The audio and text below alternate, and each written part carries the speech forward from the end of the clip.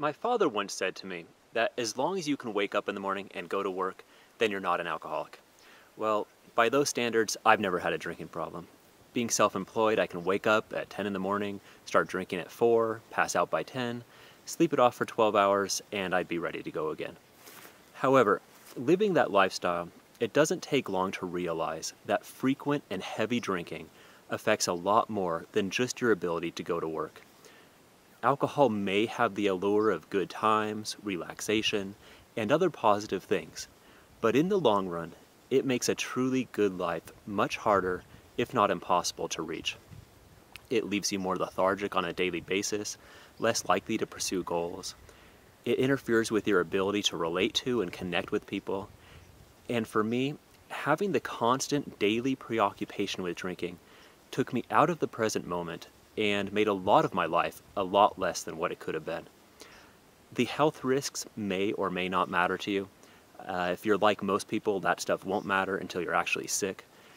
But if you're watching this video, you probably already have your own reasons for wanting to break the pattern of long-term or binge drinking.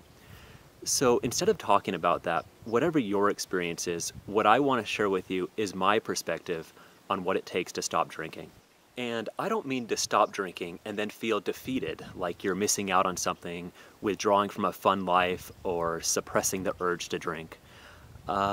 If you only do that, you might stop drinking for a while, but there's gonna come a time when that urge and discomfort within you surfaces again, and you'll probably revert to another cycle of over-drinking. No, what I mean is choosing to stop drinking because you get to the point that this reality, sober reality, feels better than being drunk. And it should. I mean, alcohol is a poison. That's why they call it intoxication.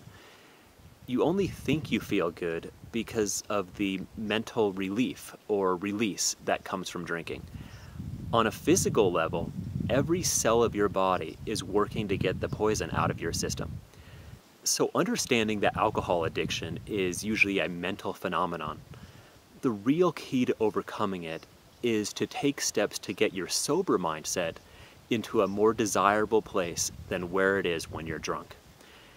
Right now, alcohol might bring you into the present moment. It puts worries and mental stress behind you temporarily.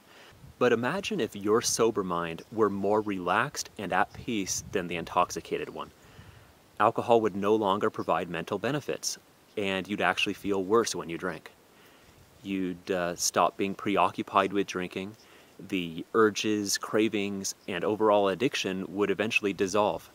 And it would get easier and easier to continue making yourself feel better in real and lasting ways without alcohol.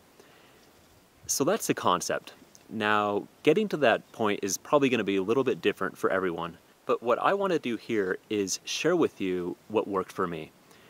It may not be right for you, but then again, it might be perfect.